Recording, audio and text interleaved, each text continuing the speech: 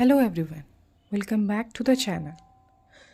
कभी आपने सोचा है कि हम हु, व्हाट, विच जैसे वर्ड्स का क्यों यूज़ करते हैं? अगर आप किसी से पूछते हो who is your best friend, what are you doing, तो ये हु और व्हाट सिर्फ क्वेश्चन वर्ड्स नहीं हैं, इन्हें कहते हैं इंट्रोगेटिव प्रोनाउंस। आज के इस वीडियो में हम बात बहुत इजी और इंटरेस्टिंग तरीके से सीखेंगे।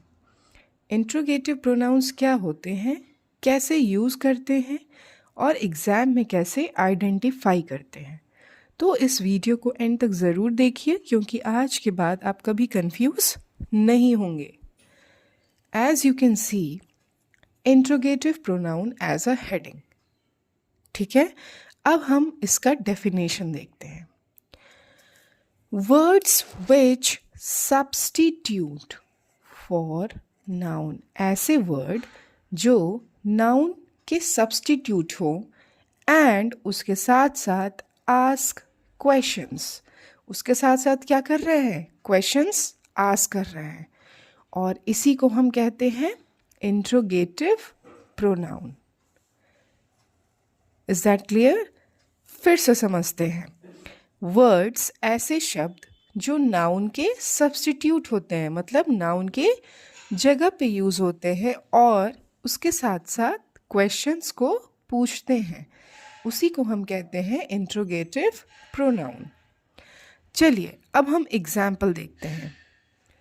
Who is making the noise.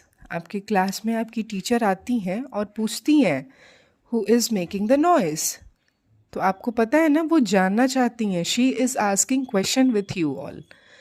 तो ये जो हमारा हु है, ये रिप्लेस कर रहा है किसी बच्चे को, तो इसीलिए ये हमारा क्या हो गया, इंट्रोगेटिव प्रोनाउन।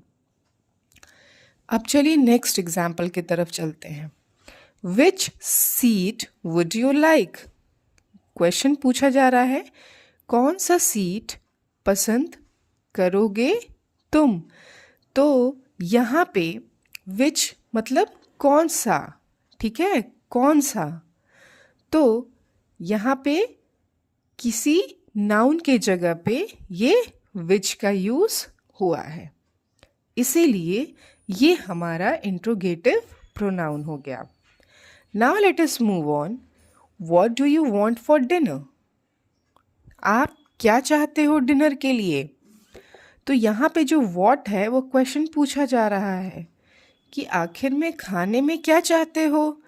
तो जो हमारा खाना होगा वो क्या होगा, हमारा नाउन होगा, उसी के बारे में जानने के लिए व्हाट का यूज़ हो रहा है, and this is known as interrogative pronoun. चलिए अब हम चलते हैं नेक्स्ट एग्जाम्पल पे। To whom does this belong, this book belong। To whom does this book belong। कौन से या किससे ये बुक किसकी है, ठीक है, ये जानना है। To whom does this book belong, ये बुक किसकी है, ये जानना है, तो इसीलिए क्वेश्चन कर रहे हैं। तो क्या होगा, whom। whom is replacing with noun and it is interrogative pronoun। चलिए अब हम फिफ्थ एग्जाम्पल की तरफ चलते हैं। whose is this house। अब हम जानना चाहते हैं, भाई ये घर किसका है, ठीक है, जो भी राम, मोहन, सोहन किसी का भी होगा तो वो पर्टिकुलर नाउन को रिप्लेस कर रहा है, इसीलिए हम यहाँ पे whose का यूज़ कर रहे हैं। तो मुझे लगता है आपको समझ में आ गया होगा कि whose क्या यूज़ हो रहा है, एज अ इंट्रोगेटिव प्रोनाउन। अब देखिए, इन द अबव सेंटेंसेस, यानी कि ये जो एग्जाम्पल्स थे, the words who, which, what, whom and whose are classed as pronounce.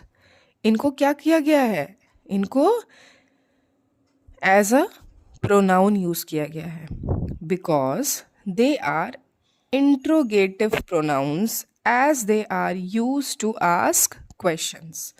क्यों? क्योंकि इनको क्वेश्चन पूछने के लिए यूज किया गया है. That's why these all words are called interrogative pronoun. अब एग्जाम में ऐसे सेंटेंस दे देते हैं और पूछते हैं कि कौन सा प्रोनाउन यूज हुआ है, या आपसे क्वेश्चन पूछेंगे make 5 sentences using interrogative pronoun. तो आप who, which, what, whom whose को यूज करते हुए आप बना सकते हैं.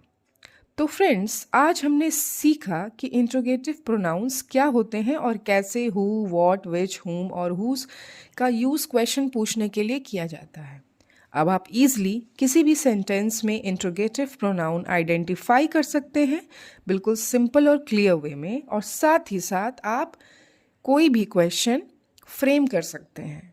अगर आपको ये वीडियो हेल्पफुल लगा हो तो लाइक करें, शेयर करें और चैनल को सब्सक्राइब ज़रूर करें फॉर मोर ऐसे ही इजी ग्रामर लेसन्स. और कमेंट में बताइए आपको कौन सा टॉपिक नेक्स्ट चाहिए. मिलते हैं नेक्स्ट वीडियो में. Till then keep learning and keep shining. Thank you.